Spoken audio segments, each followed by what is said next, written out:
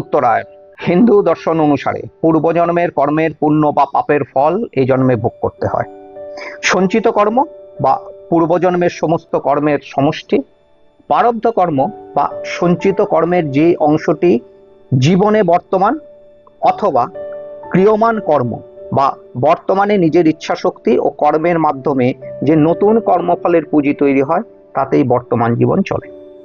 পাপ ও পুণ্য হলো মানুষের নৈতিক ও আধ্যাত্মিক মূল্যবোধের দুটি বিপরীত দিক। পুণ্য হলো সেই সৎকর্ম যা মনকে শুদ্ধ করে, আবার পাপ হলো সেই মন্দ কাজ বা চিন্তা যা অন্যের ক্ষতি করে। এই দর্শন আলোচনার সময় সুজিতের মহামতি ভীষ্মের কথা মনে পড়ে। পৌরাণিক কাহিনী অনুযায়ী তিনি পূর্বজন্মে অষ্টম বসু দু ছিলেন। তার স্ত্রী বারণাঙ্গিনীর অনুরোধে তিনি মহর্ষি বশিষ্ঠের অলৌকিক গাভী নন্দিনী চুরি করেছিলেন। এই অপরাধে মুনি তাকে মানুষ রূপে জন্ম নেওয়ার এবং অশেষ যন্ত্রণা ভোগ করার অভিশাপ দেন। পরজন্মে রাজকুমার হলেও পিতার সুখের জন্য তিনি নিঃস্বার্থভাবে সিংহাসনের অধিকার ছেড়ে দেন, এমনকি আজীবন বিবাহ না করার প্রতিজ্ঞা করেন। এই জন্যই তিনি ভয়ঙ্কর প্রতিজ্ঞাকারী বা ভীষ্ম। ভীষ্মের প্রতিজ্ঞা হলো তার আজীবন ব্রহ্মচর্য পালন এবং হস্তিনাপুরের সিংহাসনের দাবি ত্যাগের এক ভয়ঙ্কর শপথ।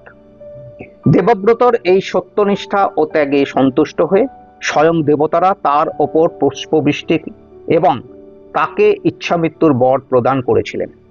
আবার তার জীবনের অন্য প্রান্তে দ্রৌপদীর বস্ত্রহরণের নীরবতা, বলপূর্বক কাশীরাজের তিন কন্যা অম্বা, অম্বিকা ও অম্বালিকাকে হরণ, দুঃশাসনের অন্যায় যুদ্ধে মৌনতা বা মহাবীর কর্ণকে সুতপুত্র বলে অপমান প্রভৃতি অন্যায় কার্যকলাপ তার জীবনে ছিল।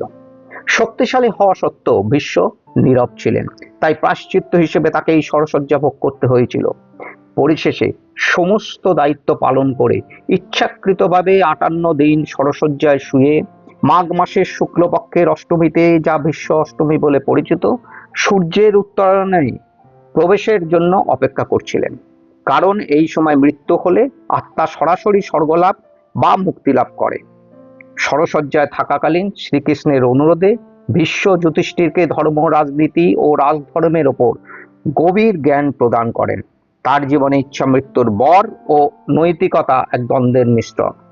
সুজিতের চিন্তা, তার কাছে ইচ্ছা মৃত্যুর বর নেই, কাজেই উত্তরায়ণে মৃত্যু তথা স্বর্গলাভের আশা অদৃষ্টের হাতে সঁপে দেওয়া ছাড়া গতান্তর নেই।